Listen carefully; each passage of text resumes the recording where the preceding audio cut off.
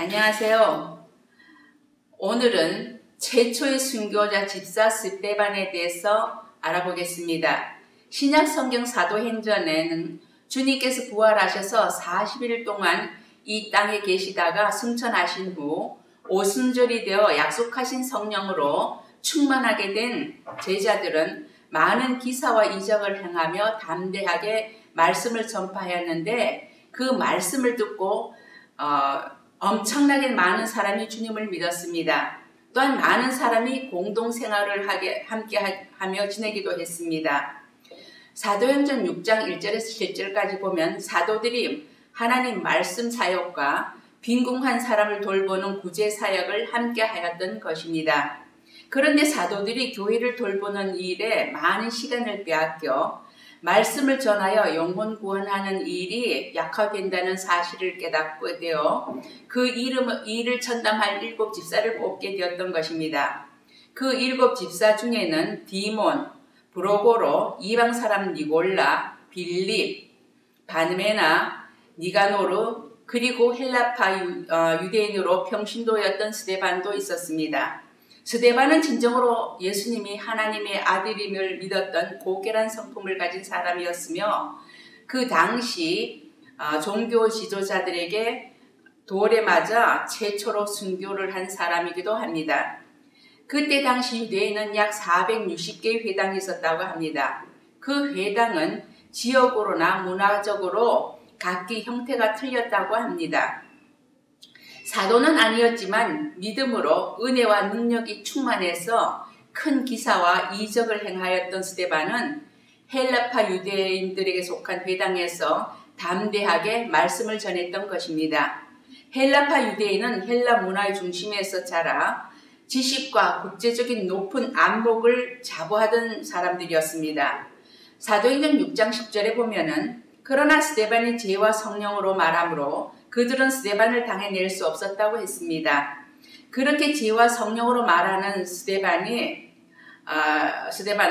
자신들의 논리로 논박했으나 그 변론을 당해낼 수가 없어서 6장 11절에 보면은 그들은 증인들을 매수하여 스데반이 모세와 하나님을 거스려 말하였다고 거짓 증인을 세웠다고 했습니다. 그리고 논박하던 자들이 거짓된 제목으로 장로들과 백성들을 충동하여 스데반을 사내들인 공회로 데리고 갔다고 했습니다. 사내들인 공회는 예수님을 재판하였던 곳입니다.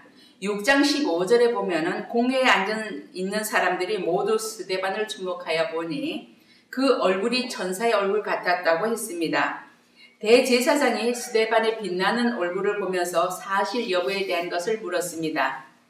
그러나 7장에서 보는 바와 같이 스데반은 말씀에 능통했던 사람이었습니다. 그들의 거짓 고소는 오히려 스데반에게 임한 하나님의 인재를 보여주는 계기가 되었던 것입니다. 스데반은 공회 앞에서 천사처럼 빛나는 얼굴로 구약 성경을 인용하며 하나님은 아브라함의 후손인 이스라엘 백성을 분명한 목표를 가지고 인도하고 계셨다는 것을 말합니다.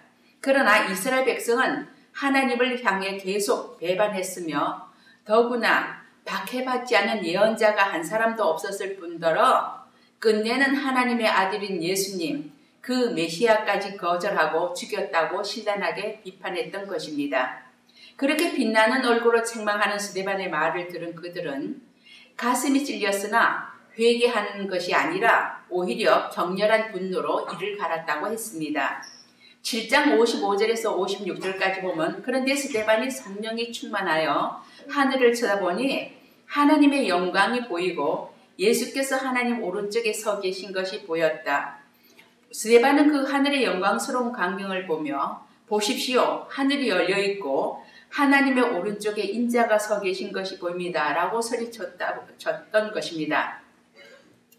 7장 57절에서 58절에 보면 그 소리를 듣고 사람들은 귀를 막고 큰 소리를 지르며 로마 정부는 물론이고 어떤 법정기관과도 의논하지 않고 스데반을 성 밖으로 끌고 가 유대 간습에 따라 마치 맹수처럼 달려들어 잔인무도하게 돌로 쳤던 것입니다. 돌을 맞으며 머리를 들고 하늘을 쳐다본 스데반에게 하나님께서는 하늘을 열고 하나님 우편에 서 계신 주님과 그 영광스러운 하늘의 광경을 보여주시며 위로해 주셨던 것입니다. 더구나 스데반 때문에 앉아 계시지도 못하고 서 계시면서 그렇게 서 계신 주님을 보여주셨던 것입니다. 성경 도처에는 주님께서 하나님 우편에 앉아 계심을 보여주십니다. 그러나 주님은 최초의 순교자 스데반을 맞이하려고 앉아 계시지도 못하고 마치 온 하늘을 팔로 삼아 뻗은 것처럼 그렇게 서 계셨던 장면은 여기뿐입니다. 7장 59절에서 60절에 보면 스데반은 돌을 맞으며 그 주님을 향해 주님 내 영혼을 받아주십시오 하고 부르짖었습니다. 그리고 스데반도 예수님이 그러셨던 것처럼 자신에게 돌을 던지는 사람들을 원망하지 않았습니다. 다만 무릎 꿇고서 주님 이 죄를 저들에게 돌리지 말아주십시오 라고 외치고 잠들었다고 했습니다. 스데반은 그들의 눈이 닫혀 하늘 영광을 보지 못하고 그렇게 무지한 일을 저지르는 자들이 가여웠었던 것입니다. 그랬기 때문에 이 죄를 저들에게 돌리지 말라고 부탁했을 것입니다. 그런데 스데반의 죽음을 통해서 놀라운 사실이 일어났습니다. 그것은 역사의 전환점이 되는 한 사건이 일어났던 것입니다. 7장 58절에 보면 그 거짓 증인들은 옷을 벗어서 바로 사울이라는 청년의 발 앞에 두었다고 했습니다. 거짓 증인들의 옷을 지키고 있던 청년 사울도 그곳에 있었으니 스데반이 돌을 맞으면서 아무도 원망하지 않고 환한 얼굴로 죽는 것을 보았을 것입니다. 그런데 그 당시 사울은 스데반의 죽음을 당연한 것으로 여겼던 것입니다. 8장 1절에서 4절까지 보면 스데반을 돌로 쳐 죽인 사건으로 시작해서 예루살렘 교회에 대한 박해는 맹렬해졌던 것입니다. 8장 3절에 보면 그런데 사울은 교회를 없애려고 날뛰었다. 그는 집집마다 찾아 들어가서 남자나 여자나 가리지 않고 끌어내어 감옥에 넘겼다고 했습니다. 그렇게 위협과 살기가 등등했던 박해는 예루살렘에만 안주해 있던 교회를 분산시키는 결과를 가져왔던 것입니다. 평신도였던 스데반의 순교를 기점으로 핍박이 심해지자 핍박받던 교회는 유대 지방과 사마리아 지방으로 흩어지면서 흩어진 사람들은 두루 돌아다니면서 말씀을 전파했던 것입니다. 그래서 복음은 예루살렘과 유대를 벗어나 이방인에게도 확산되었던 것입니다. 마태복음 28장 19절에서 20절과 사도행전 1장 8절에 보면 예수께서 제자들에게 온 세상에 복음을 전파하고 모든 민족을 제자로 삼으라는 마지막 명령을 하셨는데 예루살렘을 벗어나 모험을 할 수 없었던 교회가 핍박을 통해 복음은 놀라울 정도로 확산되면서 그렇게 선교 사역의 장이 열렸던 것입니다. 그런 핍박이 없었다면 복음이 그렇게 빨리 확산되지는 못했을 것입니다.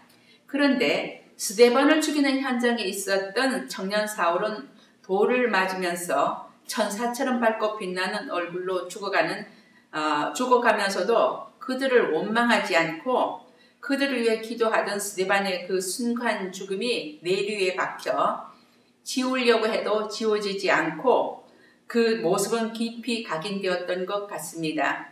그래서 자신도 모르는 사이에 그는 주님을 받아들일 준비가 되었던 것 같습니다. 9장 3절에서 6절까지 보면은 청년 사울이 예수 믿는 사람을 잡아 가두려고 다마스코스에 가까이 이르렀을 때에 주님은 사울아 사울아 내가 왜 나를 핍박하느냐라고 하셨습니다. 사울은 주님 누구십니까 하고 물으니 나는 내가 핍박하는 예수다 라고 하시는 말씀을 듣고 청년 사울은 주님 앞에 꼬꾸라져 그렇게 변하여 주님의 사도로 그 위대한 전도자가 되었던 것입니다. 사울이 변하여 바울이 되어 바울 서신들의 저자가 되어 오늘날 우리는 그의 서신을 읽으며 믿음의 사람들이 어떻게 믿음을 지켜가며 어떤 삶을 살아야 하는지 이정표로 삼고 있습니다. 주님은 평신도였던 스데반 때문에 앉아 계시지도 못하고 서 계셨던 것처럼 지금도 여전히 주님의 사역에 동참하는 평신도 한 사람 한 사람을 사랑하셔서 말씀을 통해 하늘을 열어 그 하늘의 영광을 보여주시고 계신 것입니다. 감사합니다.